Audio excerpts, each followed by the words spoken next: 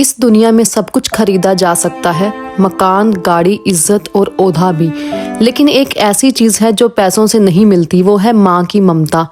फिर भी लोग सफलता के नशे में माँ की ममता को खो देते हैं।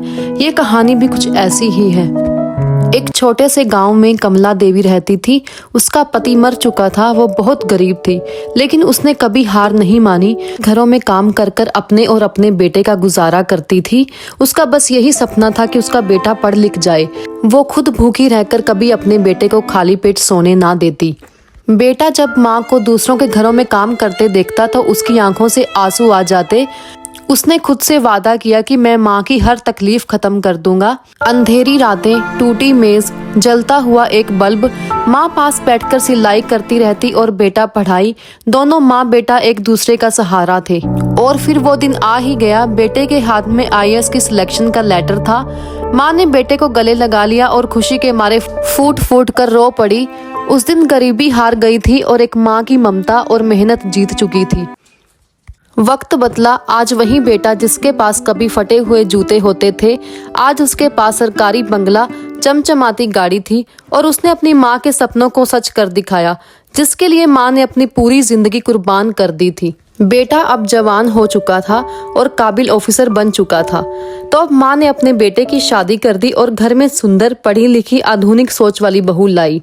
शुरुआत में सब ठीक चल रहा था, लेकिन धीरे धीरे बहू को माँ की बातें चुभने लगी।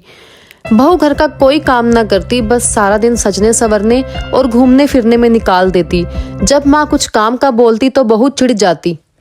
बहू अपने पति के कान भरने में लगी रहती कि तुम्हारी माँ हमारी निजी जिंदगी में बहुत दखल अंदाजी करती है। ये शब्द धीरे धीरे बेटे के दिल में जहर बनकर उतरने लगे। बेटे ने गुस्से में आकर वो कर दिया जो माँ ने कभी सोचा भी नहीं था। उसने माँ को घर से निकाल दिया। माँ वहां से आंखों में आंसू लेकर चली गई। मंदिर की सीढ़ियों पर बैठी माँ बस एक ही बात सोच रही थी, भगवान मेरे बेटे को संभाल लेना। जिस बेटे के लिए उसने पूरी जिंदगी कुर्बान कर दी, उसी बेटे ने उसकी ममता को भुला दिया। कुछ महीनों बाद बेटा बीमार पड़ गया। पत्नी उसका बिल्कुल ख्याल ना रखती। बस उसे तो सजने संवरने से फुर्सत ना मिलती। अकेले बिस्तर पर पड़े हुए उसने रोते हुए कहा, माँ आज तू होती तो मैं अकेला ना होता। उसे बहुत पछतावा हुआ और माँ के पैरों में गिरकर वह रो पड़ा। माँ ने उसे सीने से लगा लिया, क्योंकि माँ अपने बच्चों की हर गलती माफ करती आई है। बेटे ने अपनी पत्नी से कहा, मेरी माँ से माफी मांगो वरना तुम्हें घर से निकाल दूंगा। बहू की आंखें खुल गई। उसने माँ के पैर छुए और कहा, माँ मुझे माफ कर दो। आज वो घर फिर से घर बन गया।